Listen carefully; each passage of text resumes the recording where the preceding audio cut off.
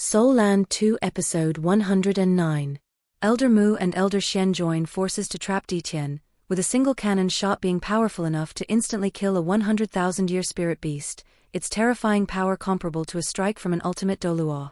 Mu En and Elder Xian merge into a single entity, a process that awakens Elder Xian's Taotie bloodline. The transformation leaves even Ditian greatly shocked. Upon seeing the powerful figure of his own kind from a bygone era, he cannot help but become emotional. However, he quickly snaps back to reality, roaring, "How dare you commit such blasphemy!" As the dragon clan's Ditian bellows, the dark clouds instantly turn purple, unleashing a terrifying power that seems capable of destroying the world. Suddenly, a golden light from the golden tree shines down upon Elder Xian, forming a halo that envelopes all of Shrek City. No matter how Ditian rampages, he is unable to breach the barrier in the slightest. Under Elder Mu's guidance, the soul of the golden tree finally erupts. While the Beast God Ditian is said to have 1 foot in the demigod realm, the golden tree itself is already a full demigod, though it lacks its own divine consciousness. The tree's power not only protects Shrek City but also further awakens Elder Xian's Taotie bloodline. Seemingly realizing something, Ditian acts. Enormous dragon heads emerge one by one from spatial rifts, opening their massive jaws to spit purple-black dragon flames directly at the Taotie. This is Ditian's signature move, the Myriad Dragon Salvo, a single strike capable of easily destroying a city. Facing Ditian's attack, Elder Xian is well prepared. In his Taotie form, he performs a devouring motion, and instantly, all the dragon flames are swallowed into his massive mouth. After consuming the Myriad Dragon Salvo, the Taotie's great mouth opens once more, beginning to swallow Ditian's body piece by piece. Enraged, Ditian bellows, "Do you think you can trap me with this temporarily enhanced power? All forces of Star Dou, attack. Destroy the city before you. Kill." With his final roar, Ditian's massive body is temporarily swallowed by the Taotie. As this happens, the protective golden light over Shrek City also disappears. The grand battle between the leaders had stunned both humans and spirit beasts alike. Ditian's final command, however, snaps the spirit beasts back to their senses, and 10,000 of them stampede forward as the soul tool cannons fire once more. In the sky, 4 100,000-year spirit beasts simultaneously pounce on Elder Song, but she uses her incredible speed to evade them and constantly harass Bai Ji, trying to stop her healing. For her part, Bai Ji continues to heal tirelessly, saving the lives of many spirit beasts. Meanwhile, everyone from the Tang Sect has arrived on the city walls. They have learned from intelligence brought back by Nan Shui and Nan Qiuqiu that Wang Qiu'er is the three-eyed spirit and that Hua Yuhao is the one who caused this beast tide. As the battle rage on, spirit beast casualty reached 30,000. However, thanks to the Emerald Swan, Bai Ji, injured spirit beasts can quickly regain their ability to fight. Consequently, most of the deaths are among the 10 and 100-year cannon fodder beasts. The Shrek City Defense Force, by contrast, has suffered only around 500 casualties. After repelling another wave of the beast tide, Xuan Ziwen arrives on the city walls with the disciples of the Soul Tool Hall, a total of 61 people, each piloting an all-terrain self-propelled turret.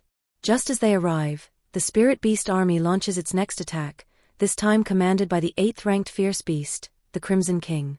Above them, over 1,000 flying spirit beasts form an air force, deployed by the Fierce Beasts to crush Shrek City in one fell swoop. Leading the Air Force is the 6-winged Demon Tiger, the same 100,000-year beast that once fought Elder Song. In response, the large 8-legged metallic hedgehogs, the All-Terrain Self-Propelled Turrets, line up in a row. These machines were funded and built by Shrek Academy, originally intended for future wars. No one could have imagined their debut would be for the defense of their own city. Then, Xuan Ziwen's cold voice echoes from the turrets, "All units, attention. Main canon, charge. Target, enemy air force. Main cannon charging, initiated." At his command, all 61 turrets move in perfect unison. A massive 2-foot diameter cannon muzzle emerges from the top of each turret, a dark red light surging and rippling like water within. High in the air, the 6-winged Demon Tiger observes them with curiosity. Those glowing metal monsters, what are they, he wonders, feeling no particular sense of danger. As a 100,000-year spirit beast, the 6-winged Demon Tiger possessed a natural sense of superiority. In his view, while these weapons might be effective against ordinary spirit beasts, they were far from enough to deal with him. Little did he know, this carelessness would ultimately cost him his life. Main cannon charging complete, one slightly immature voice after another reported. Xuan Ziwen's voice was heard again, main cannon linkage. I will lead the linked shot. Fire. As he spoke, a thumb-thick red beam shot toward the sky, stopping 50 meters above the turret. At the tip of this beam, a head-sized sphere of light appeared. In the next instant, 60 more slender red beams shot out simultaneously, all converging on the red sphere guided by Xuan Ziwen. Immediately, the sphere of light expanded to over a meter in diameter. 2 kilometers away, the six-winged demon tiger was leading the Air Force in a slow approach. The next moment, without any warning, the 1-meter-wide red beam streaked across the sky, instantly covering a distance of 4 kilometers. The six-winged demon tiger watched the red beam approach, thinking disdainfully, are these humans fools, directly attacking a 100,000-year powerhouse like me? What is the point of this? Nevertheless, he still reacted quickly, conjuring a defensive shield in front of himself. In an instant, the red beam collided with the light shield. In the distance, the Crimson King, commanding the army on the ground, couldn't help but sneer, what can an attack of this intensity possibly do? But the disdain from a moment ago turned to shock in the blink of an eye. The red beam was seen instantly piercing through the light shield, then through the chest, a vital point, of the 100,000-year six-winged demon tiger. His body, pierced by a soul tool ray over a meter in diameter, was rapidly vaporized by the scorching heat. Wherever the light passed, it carved a 5-kilometer-long channel in the sky. And the attack didn't just end there. The 5-kilometer-long beam of light, like a giant sword, performed a sweeping motion through the air. 2/3 of the over 1,000 flying spirit beasts were instantly slain. The black dots in the sky were wiped away as if by an eraser. Even for the mighty Ditian, killing thousands of spirit beasts would take some time, yet these humans had accomplished it in a brief moment. Xuan Ziwen's main cannon was, in fact, a level 8 energy-gathering compression soul tool. The shot just fired was a giant energy-piercing ion ray, but its destructive power was even stronger than a level 9 soul tool. According to Xuan Ziwen, it was on par with the Sun-Moon Divine Needle. At this moment, the remaining flying spirit beasts were scared out of their wits, desperately turning and fleeing. The people on the city wall were also dumbfounded. On the ground, the spirit beast army had charged to within a 1-kilometer range. Xuan Ziwen's voice rang out once again, all units, free fire. Blanquet attaque. With a series of metallic clangs, all the turrets moved forward and aimed outwards. Instantly, countless soul tool rays and cannonballs rained down like a storm. 1 kilometer outside Shrek City, a wall of death was constructed. Not a single spirit beast that entered this range survived. Without the Emerald Swan's healing, these spirit beasts were continuously destroyed, their bodies eventually piling up into a wall. Fear and panic spread rapidly. Those in front tried to flee while those behind continued to charge, and in an instant, chaos ensued. The Crimson King still wanted to lead a group of powerful spirit beasts to charge personally, but looking at the glowing red spheres of light atop the turrets, the furious commander immediately came to his senses. Retreat, he bellowed. He had no desire to go to his death, as continuing to fight would only lead to more casualties. In the end, the army retreated, leaving behind nothing but the ground full of spirit rings. Afterwards, Xuan Ziwen led the Soul Tool Hole disciples, piloting their self-propelled turrets, and descended from the city wall.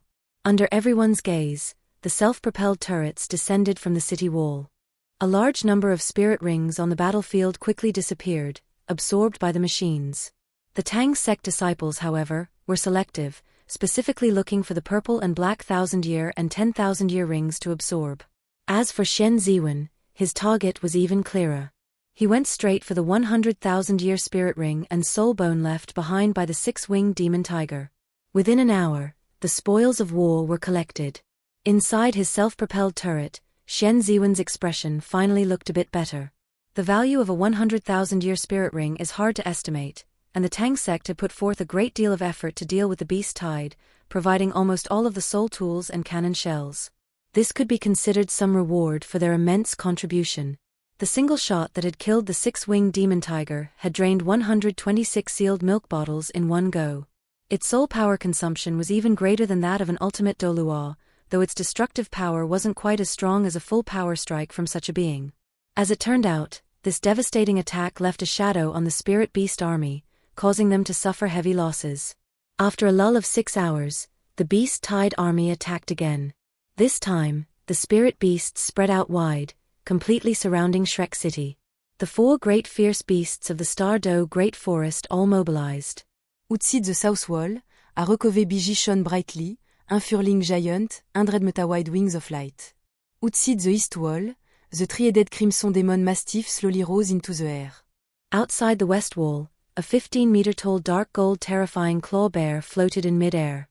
This was none other than Xiong Jun, the 6th ranked of the 10 great fierce beasts, with a cultivation of 470,000 years, known as the #1 bear in the history of Douluo. His combat power was formidable, and only Ditian could subdue him. Finally, outside the north wall, a middle-aged man with a pale green face floated in mid-air. His body was dark green and filled with a demonic glow. He was the 5th ranked of the 10 great fierce beasts, the demonic eye demon tree, the king of myriad demons, who ruled over all the plant-type spirit beasts in the Star Dou Forest. At this point, the 5 great fierce beasts of the Star Dou Forest had all appeared on the battlefield, which also meant the great battle was about to enter its climax. Soon after, the Spirit Beast army launched an all-out offensive, and the fixed soul tool cannons on the city walls began firing at full power. The 4 great fierce beasts also made their move. Xiong Jun was even more powerful than the Ice Empress in her prime, his soul power close to that of a human's level 97 Super Douluo. The level 95 Xianlinger happened to be facing Xiong Jun, and the result was predictable. Her full power strike was like a mere tickle to the opponent. Xiong Jun took the hit without even bleeding a drop. All of you, die. Xiong Jun roared. His sharp claws, as if splitting heaven and earth, slashed down straight for Xianlinger's head, the attack seeming to tear the very sky. Xianlinger desperately resisted but felt utterly helpless. Just as she thought she was about to fall, Chen Duo, holding the black dragon shield, blocked Xiong Jun's ultimate move. However, he himself became a bloody mess, with deep wounds exposing the white of his bones. It is unknown how long the battle lasted. Night fell once again. Shrek City was on the verge of collapse, looking as if it could fall at any moment. It was also unknown when reinforcements from the 3 kingdoms would arrive. Just as the Shrek higher-ups were pondering this very question, Xianlinger suddenly pointed in a direction and said, "Quick look." "What is that?" In the northwest, a large patch of dark green light was heading towards Shrek.